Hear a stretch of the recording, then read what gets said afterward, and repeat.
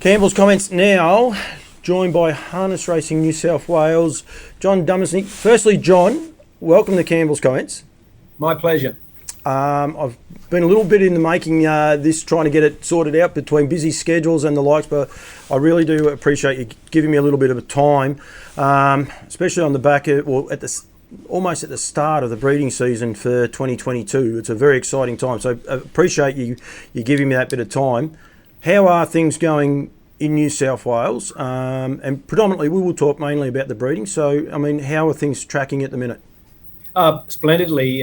We're going into a new financial year, and as most people know, we've increased prize money as from this Friday, the 1st of July. It's great, that prize money, in that in every region in New South Wales, in every week, participants can race for near enough to $10,000 in the races. Of course, they've got A category and B categories, but to add to that, of course, Menangle on a Saturday night, $20,000 is the minimum amount of prize money that they'll be racing for there. So everything's well there, but I'm more excited about, we're releasing our Breed New South Wales scheme. We've announced it, but we're releasing it to all those breeders in New South Wales. Of course, you've got to have a mare located in New South Wales, domiciled here, but it's certainly getting people talking and really enthusiastic about where we're heading to with breeding. Racing's fine, but with breeding, we're really doing things.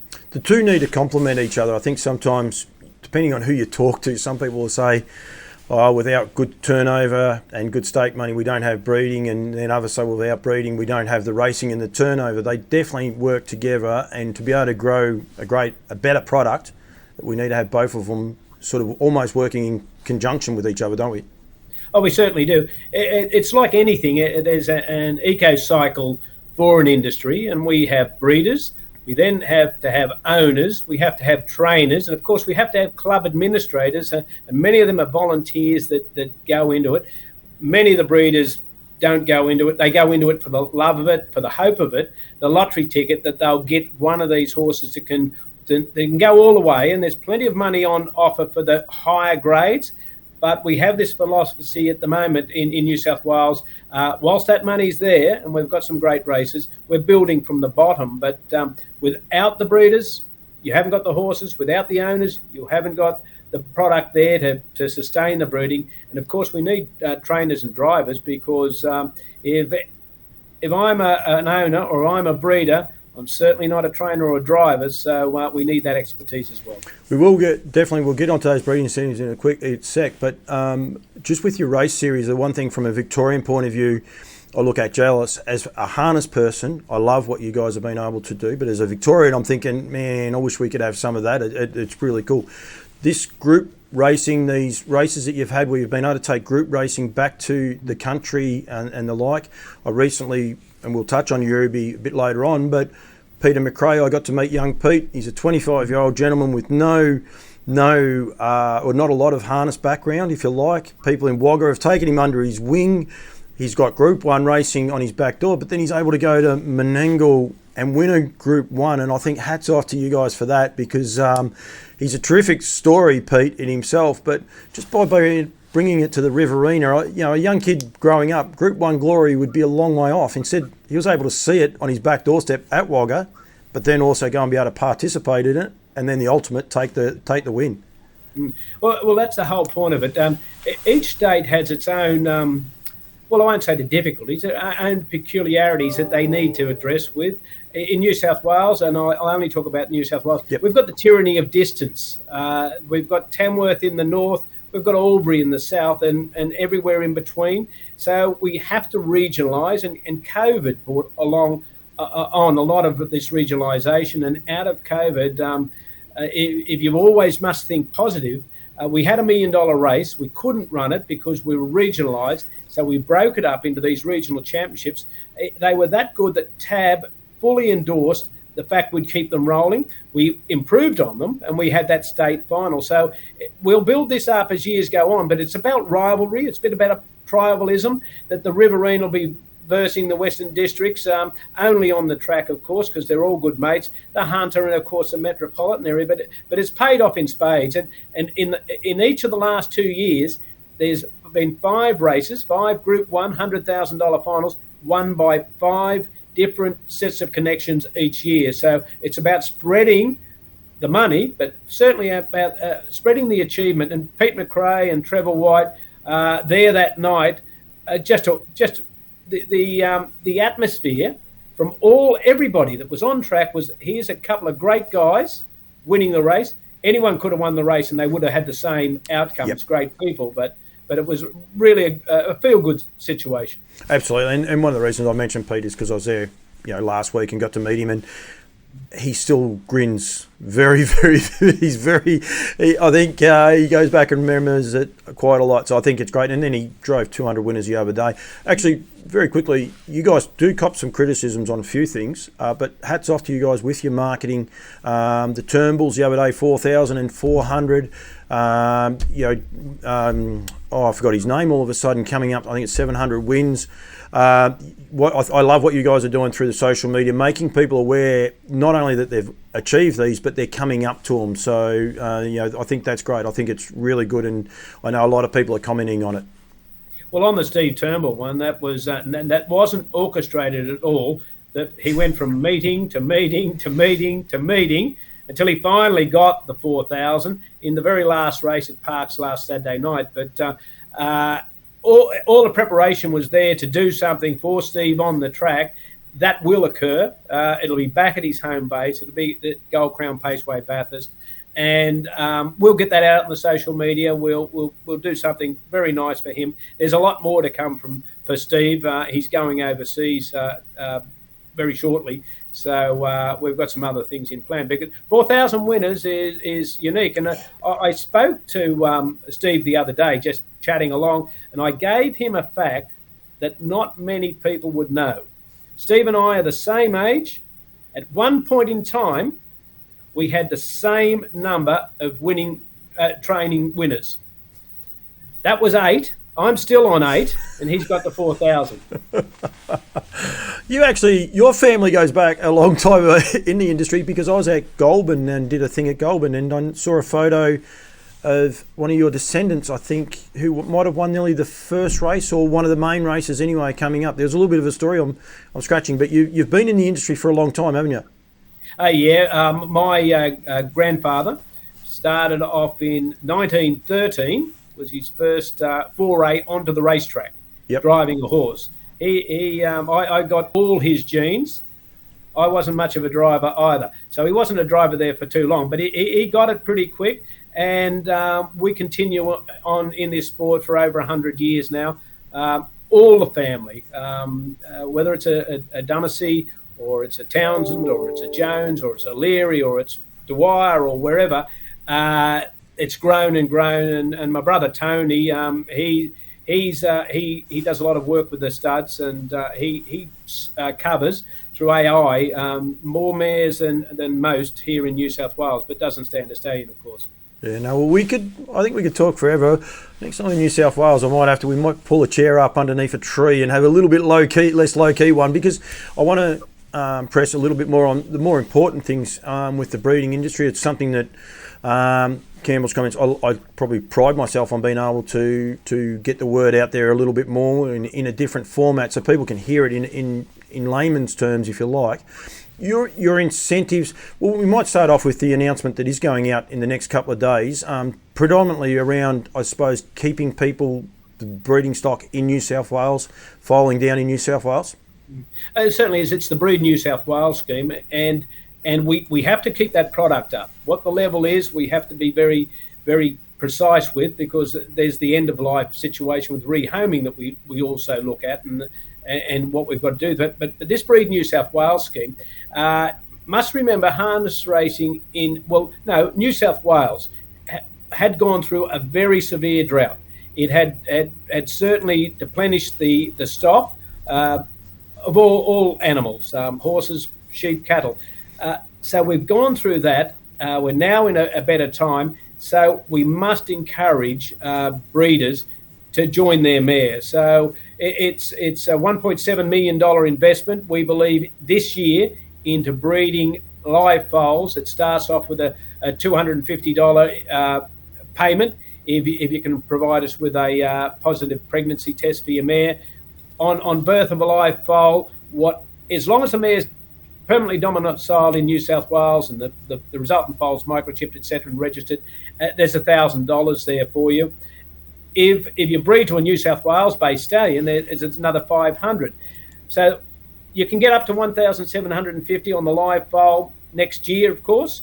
But there's even more, because if it's by a colonial stallion, there's $500 extra there. It's by a trotter in New South Wales, there's another $500 there. We also back the studs with marketing and quite a substantial amount each year to get the word out that the stallions in New South Wales are there. So all in all, you're looking at an investment of about $2.5 million.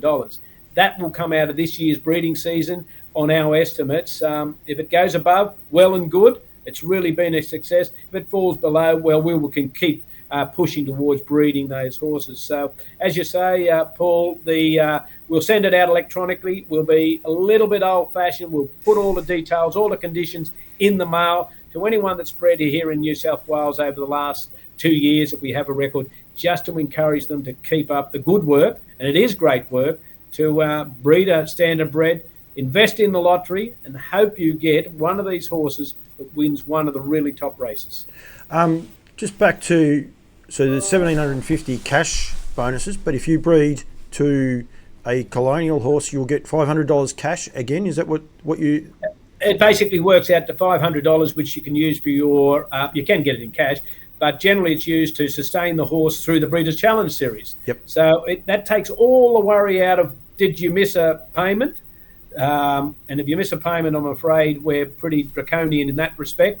But it's about giving that money back. And the trotters are the same. But there is a cash component if you want to purely take the cash. Can I throw a curveball? What happens if it's a colonial trotter? Yeah, same thing. Yep. Yeah, trotters get trotters and paces. No.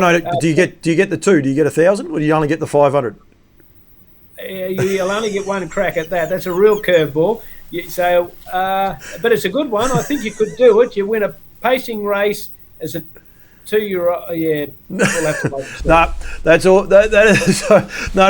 Yeah, it's all fine. But I'll just be a bit cheeky there. I've got to be cheeky every now and then. That's what I do. So they're things to encourage people to breed, and that's, I think, that's a bit of the Tasmanian model a little bit too. They do that same thing upon these positive tests to reward people along the way, because we all know, anyone that's been in the industry for 5 minutes, it is a long haul to get a horse. Even if you're a yearling sales, want to sell at yearling sales, it's a 2-year investment just to get them to that stage. If you're breeding them to race, it could be 5-6 years. So to get a little bit up front, and I don't think anyone would be saying, silly enough to say that this will cover all your costs, but what it does is makes it easier. Well, it certainly does. We reviewed all the costs that basically what it'll take a normal circumstance to get a mare to foal. Of course, we have the circumstances that befall many that are unfortunate, but there'll be still a little bit in your pocket by the time you get through that 12 months. Your bonus schemes, your race bonus schemes, John, they're actually good. Ours are pretty central here in Victoria, which people probably like as well. It's 2, 3s and 4-year-olds. You guys still reward the 2-year-olds a little bit more. There's that little carrot there to get those horses up and going early.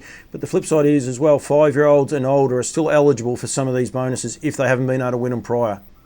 Yeah, they certainly are, Paul. And we just remember, we all do it differently because we all have different philosophies on how to do things. And there should be never any criticism about one state against the others. We will put forward that we're looking after breeders because we're giving cash to breeders and a reasonable amount. The others are bonuses, but primarily go to owners. Well, you've got to have both in this mix, but that's the way we look at it. But we add a little bit more on. We encourage owners of 2-year-olds to compete in 2-year-old races. Yep. So if you compete in a 2-year-old race and you win the 2-year-old race, you get another $3,000. If it's a blue horse, you get another $3,000. So it all adds up, but we do it differently, and it's good luck to those who get it.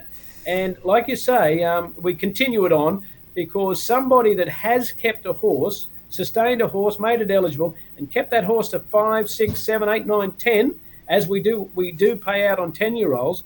Well, why shouldn't they get something out of their perseverance with the standardbred? It's not like you sit back and you say, I've got a 10-year-old, I'm just going to sneak in and win this bonus, because it's a lot of heartache that goes on generally along the way if they are waiting for that long. New South Wales Blue, is that how you described it, John? What does that entail? Blue basically is that you're 100% bred in New South Wales. The stallion stood here and the mare's here. So that's the blue part of it. The rest is just Breeders' Challenge. When I say the rest, the blue, we've just increased the prize money from $50,000 to $100,000 for the final. So because we saw the growth that was coming through the introduction of the Blue Series, and we want that growth to continue. And it's paying off, because we've got stallions for this season coming into New South Wales.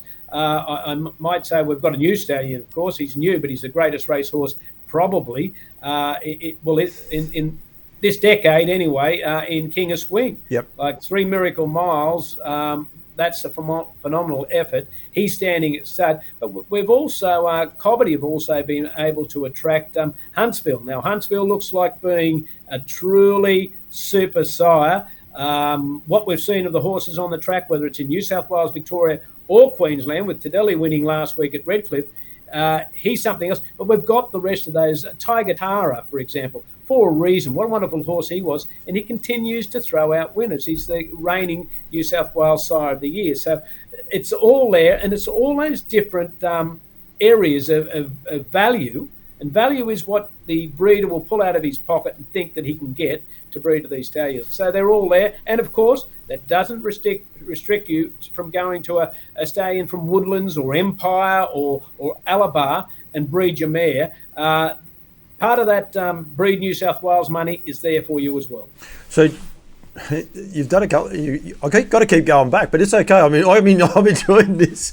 I think you've put out a little exclusive too, which you may not be aware of, and I'll touch on that in a sec.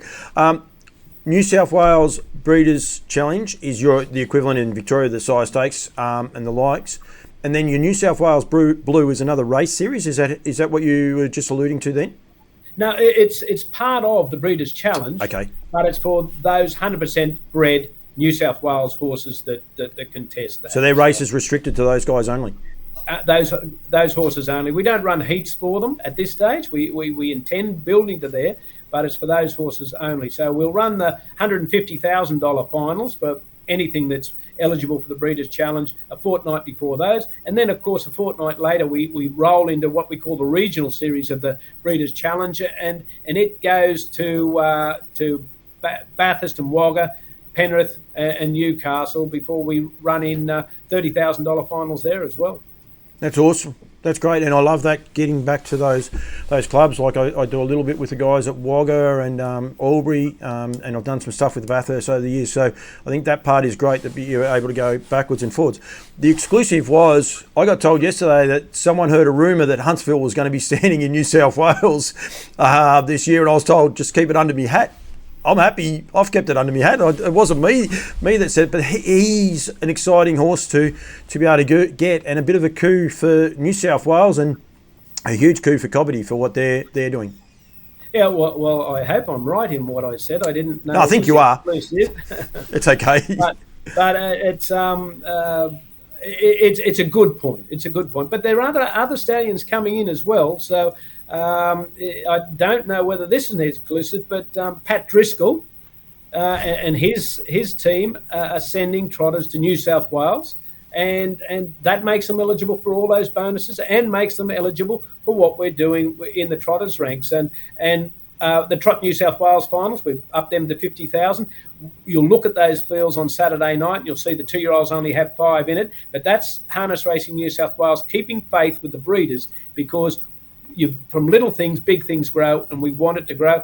We're with Club Menangle, put that money into the 2 trotters feature races, 2 $100,000, well, let's call them speed tests, but it's the Mary's Idle Mile and the Scotch Notch Mile. They will be run, and that will showcase how good the trotter is in Australia to the rest of the world on a track that's, well, it is the best track in Australia, and it's fortunate because of its size. Now, not every state can do that, but there was a greenfield site there, or brownfield site, whichever way you want to put it, and we were able to build something to show the rest of the world how good horses bred in Australia and New Zealand, anywhere in Australia or New Zealand, are, and that makes a market for those same horses and owners in the US. Now, some people will say, well, why do you want to export them out?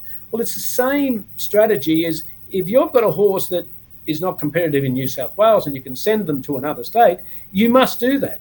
That's what keeps it all flowing around in the whirlpool of creating money and reinvestment in the sport. Likewise, if you've got a horse in those other states and you want to race here for the highest prize money, you'll come to New South Wales. But and bonuses are the same thing. Myself, I've had horses that are Victorian bred or Vic bred. I have to send them to take full advantage of the system down there because it's a good system. But that's what all owners should be encouraged to do. Take your opportunities where they are and do your best.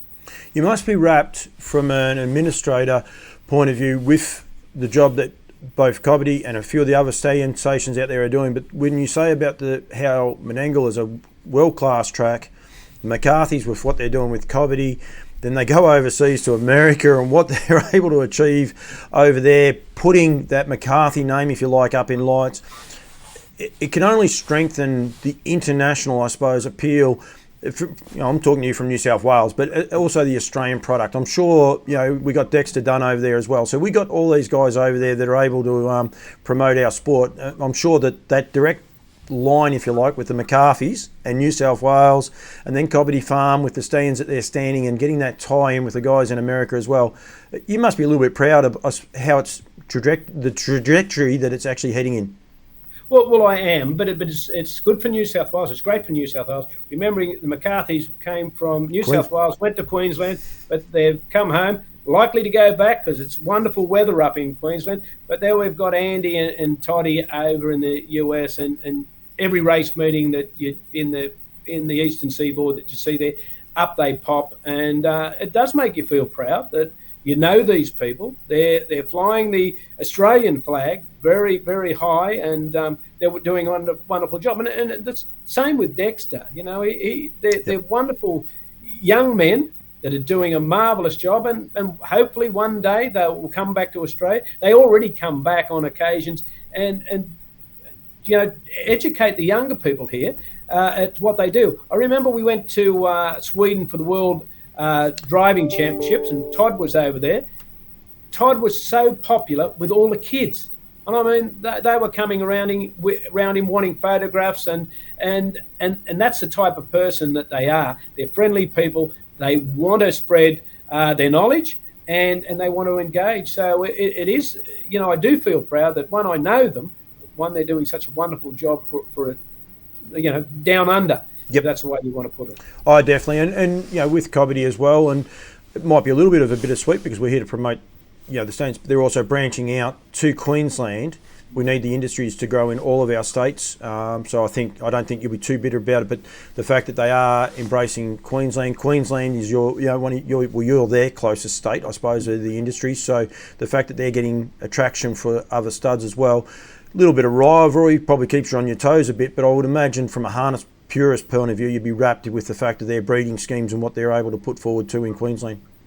Oh, absolutely. And I know Belinda's working all the time. We had a meeting with her today about something new that they want to do that will give a real boost to breeding for Cobbity, for New South Wales. Hopefully it comes off. There's still a little bit of work to be done on that, but from my perspective, it's a real goer. And then, of course, when you say the other states, the larger states have a responsibility to make sure the smaller states, South Australia and Tasmania, are doing well, because you must do well at the bottom to get to the top. And it's the same with our strategy of making sure that an owner in Parkes or Tamworth or Leeton can compete for the same opportunities, same money as what you can in Bathurst or Wagga or Newcastle or anywhere here in the city. It's part of what we need to do to have a strong, sustainable industry. No, definitely. I have a harassed trotter jacket on, and it was no mistake because I knew about the fact of what they're going to do with the trotters. My hat off to you. I love the trotters. If I had to pick one breed, it'd definitely be the trotters, and it wouldn't take me 2 seconds to think about that as well. Not just what you're doing with them just now, but over the journey, John, you guys have probably copped a fair bit of criticism for running, 2 and 3 horse fields constantly, week after week, for 2-year-olds and 3-year-olds. You guys have embraced the trotters.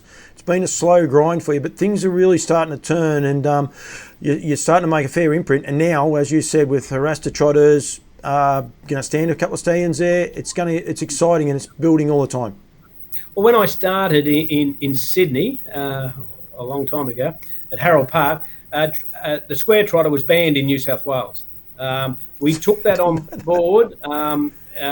Peter Volandis and myself, and said, well, there's a future for these horses, and we'll need these horses. And it took a long time to get them back, and then we got them back, and then building Menangle was a godsend for trotters, for young trotters or older trotters, to get them round these tracks. And it's built up and it's built up. And you look at the Tuesday fields at Menangle, could be 3 or 4 races of trotters. I'd rather see there's 6 races of trotters and 4 of paces to get it right up. But we have to build it. We've got a meeting with the trotters, the people, enthusiasts, I'll call them, but associations and clubs, in the next couple of weeks to see what we're going to do and how we're going to build it further. But Pat Driscoll, he was here in New South Wales, but of course we couldn't move it quick enough for him because and it's difficult at times. And he did the right thing. He went to Victoria and he's built up wonderful empire with the trotters down there. He's coming back to New South Wales because we're catching up, and we'll keep going, and we'll get there in the end. What we did with the trotters into Dominion in 2021 hadn't been done before. 3 rounds of heats, taking it around the state, an exhibition of how good these horses were. The turnover on those races were up there with the paces as well. The enthusiasm from people that went to the track to watch them was just as prevalent as what it was for the paces. So whilst it might be a long and slow grind, dedication and perseverance will get there in the end. And I really must compliment Club Menangle, because they have followed on from what we wanted to do and had done at Harold Park, and they can keep rolling it out.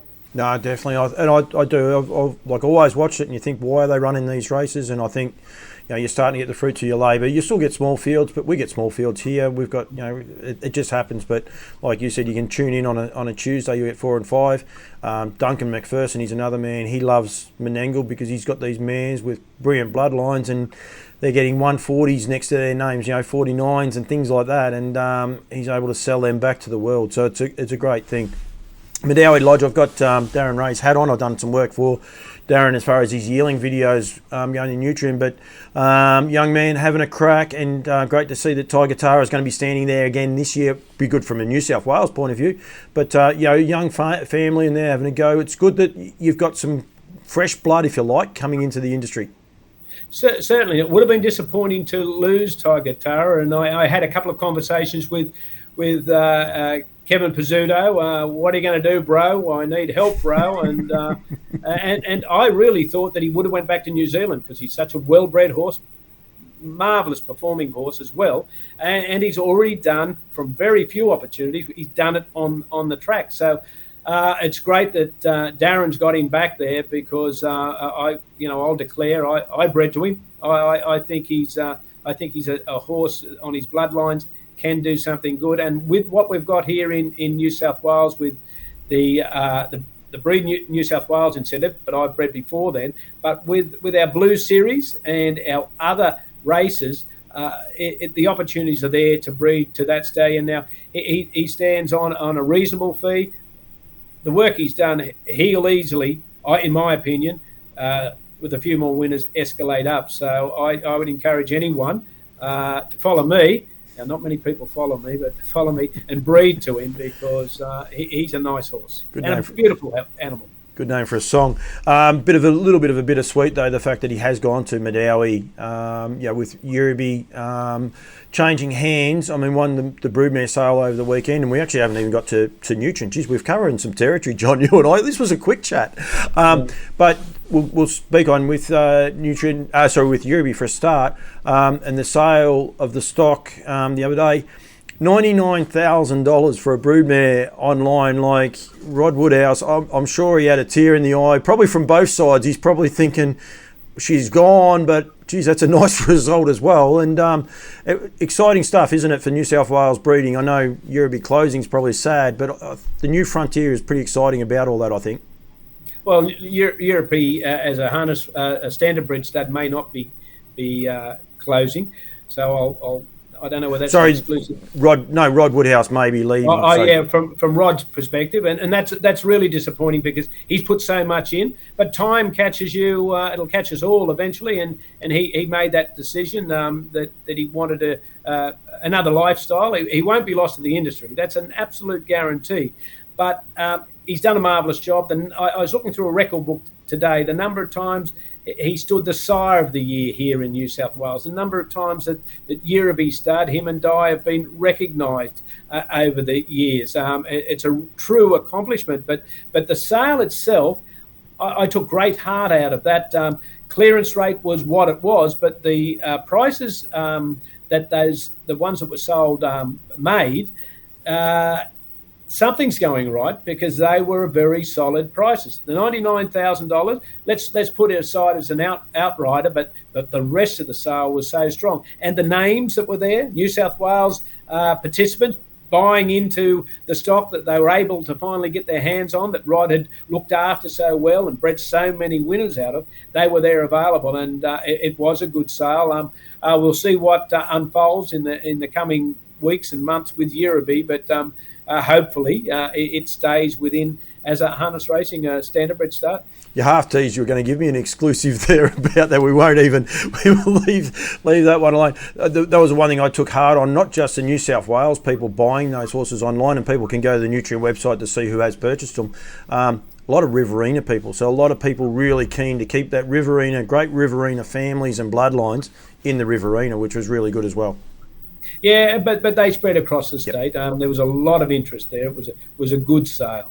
No, it was a good sale, and leads probably to Nutrien, which is where I first officially met you. It was 6 o'clock in the morning the day after, actually, which was an odd time. But Nutrien and what they've been able to do, changing things up in the industry, you must be rapt to have them on board, and the race series coming up very shortly. Certainly, Paul, but anybody coming into this industry, we must embrace as the controlling body. And HRV did, we did. The breeders have certainly embraced them with going through their sales, and they've been really strong sales. But exciting for us is that in New South Wales, the first of the Nutrien Equine Classic, the 2-year-old series, comes up in August, and we've communicated with all those vendors that have horses, all those owners that have horses that are sustained in the series, and it's a lovely collection of horses on paper that they're competing at Menangle. I think it's on about the 15th of August in heats for both the 2-year-olds and the 2-year-old fillies and 2-year-old colts and geldings, and of course 10 or 12 days later they progress to $175,000 finals for each sex. So that's really wonderful. But Nutrien haven't left the trotter behind at all either. There's a $50,000 trotters race on that same program. So certainly it's there to be won, and it's great because it kickstarts what is the end of the season with the change of the racing calendar to a calendar year.